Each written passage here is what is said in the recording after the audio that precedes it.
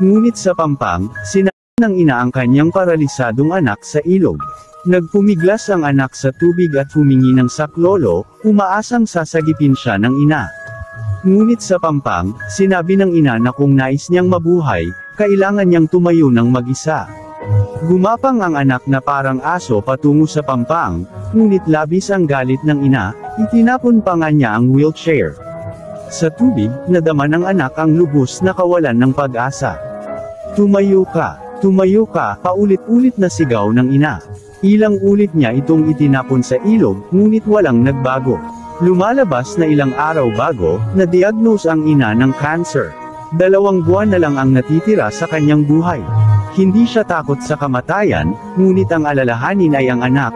Mula noong aksidente ang anak, hindi lamang ito makakatayo kundi ang katalinuhan ay nanatili sa antas ng 7 taong gulang.